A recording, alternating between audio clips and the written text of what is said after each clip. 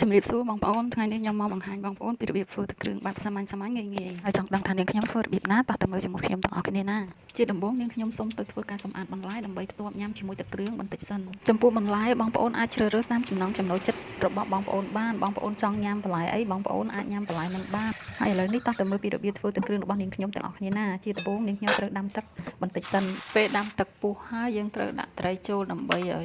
ស្ងោរត្រីនឹងឲ្យឆ្អិនហើយក្នុងការស្ងោរត្រីហ្នឹងនាងខ្ញុំក៏បានបង់អំបិលបន្តិច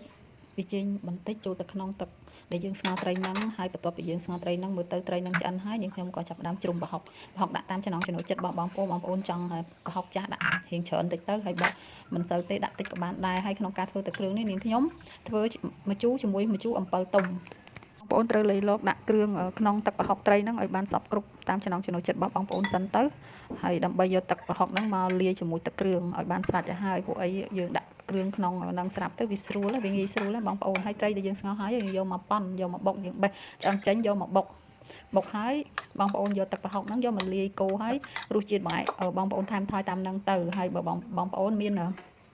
សណ្តែកដីបងប្អូនសណ្តែកដីបងប្អូនក៏ដាក់ទៅអាហ្នឹងបងប្អូនចូលចិត្តដាក់ទៅហើយមានស្លឹកខ្ទឹមរោយស្លឹកខ្ទឹមពីលើទៅហើយហាន់ម្ទេសហាន់អីដាក់ពីលើទៅតាមចំណង់ចំណូលចិត្តរបស់បងប្អូនទាំងអស់គ្នាតែប៉ុណ្ណេះទឹកគ្រឿងរបស់យើងហើយសូមអរគុណបងប្អូនទាំងអស់គ្នាដែលបានជួយតាមដានទស្សនាវីដេអូរបស់នាងខ្ញុំតាំងពីដើមរហូតដល់ចប់ជូនពរអ្នកទាំងអស់គ្នាមានសុខភាពល្អរកស៊ីទទួលទានមានបានគ្រប់ក្រុមគ្រួសារ